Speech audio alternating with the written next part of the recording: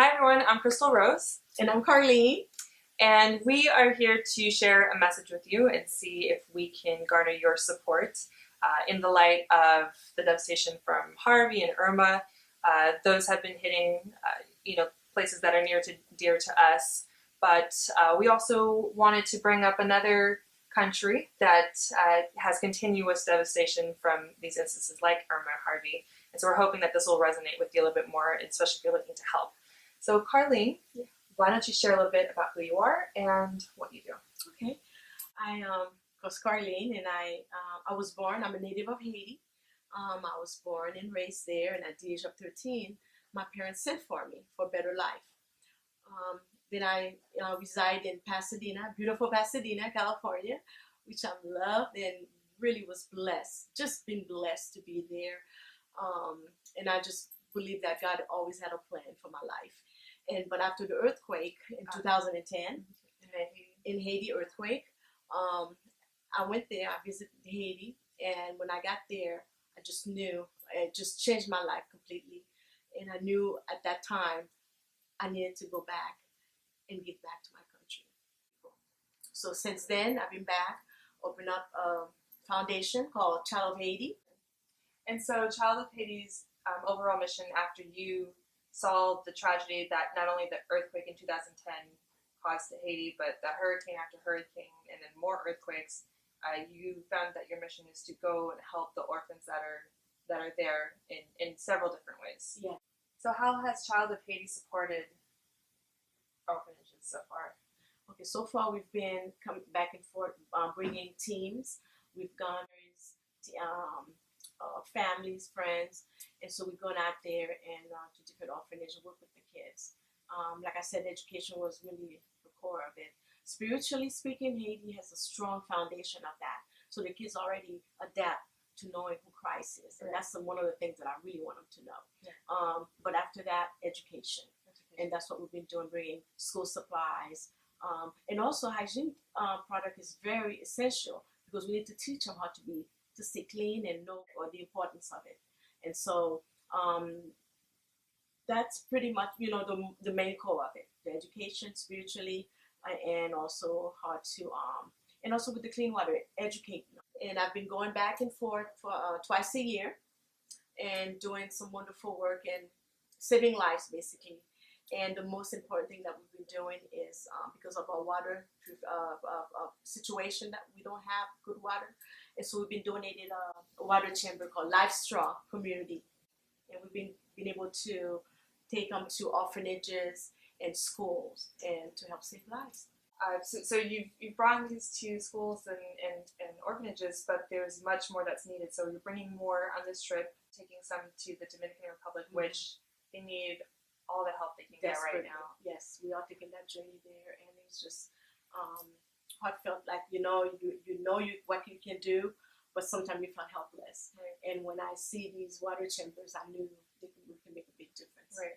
In saving lives. So you are doing this out of not only act of love, but on behalf of the foundation. This is something you do continuously, yes. But like in every case, there's always funding issues or more support that can be had. So what is the challenge that we have right now financially in going to this? It's a lot of challenge because sometimes I feel like I'm alone, and usually you felt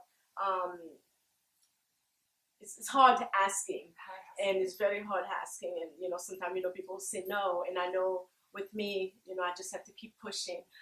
This journey definitely funding is one of the things that we're going to really need, because there's going to be, once we get there, transportation, especially going out to Dominican Republic, food, gas is extremely expensive. We need to rent a truck to take us to one of the locations that we need to go, so it becomes very expensive. Right, and it's not just as simple as going into a rental car and having getting a truck to take you into where we're going. We are going where there's no paved roads. There's hardly a road for people to walk on, and we need a reliable truck, which last time I think you said the truck even broke down. So even the reliability is a little bit questionable, but it's what we can get right in order to get to this distance. Exactly. Yeah. And that's a place where, very hard to get to. Right. And even something I can say, even the government don't even know these people exist. So it's really, it's really just something to my heart when I go up there and walk it, whether we walk it or take the moto or trying to get there, but we get there. So we definitely need help getting transportation that's reliable. Safety, hiring someone to stay with us. Yes. As we Security, what is it? Food. I mean, we're not Yeah. the basics, rice and beans. Just being able to purchase something while we're there in order to reach out and help. Exactly. So we're hoping that this message, we wouldn't want to keep this video too long, but we're hoping to let you know what we do, why we're doing it. It's a great cause. You've been doing it for a while, but like you said, it's hard to ask for help, and we really do need assistance financially in making this happen. We want to bring the kids are supposed to have started school over in Haiti. They haven't for many reasons. Exactly. There's no uniform, there's no book supply, school supplies, no professor that needs to, no one wants to teach because there's no money to pay them. Right, so it's a lot of challenges. So we're going. It's not that much money compared to US to pay a teacher to educate these kids. Not at all. About $100 for per person, but for a whole month.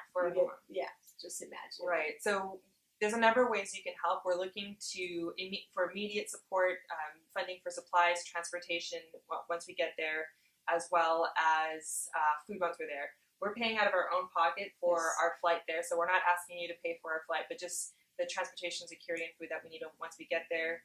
Some additional supplies that we can take to these kids to hopefully be able to start the school, and any extra is going to go to funding for professors so that they have the teachers there. And we're talking about 300-400 kids about 350 children that need education on that particular area that we're going to be visiting. So if you're looking to help out any of the hurricane victims and you want to see almost immediate fruits of your labor, or if you want to just see the fruits of where that money is coming from, I will be documenting everything so you can see exactly how your money has been used. And if you have any questions about what we're doing or what Carlene's doing with the foundation, what this mission is for, you can probably email me at childofhaiti@aol.com, or you can call me 626-421-8078. And I'll put the information down on the bottom of this video so that you can get a hold of her. So you can also get a hold of me, Crystal Rose, and I will share my information at the bottom. Thank you guys so much. Thank you so much. Thank you for the blessings that you're going to bring to these children, and please pray for our safety as well. Thank you. May God bless you.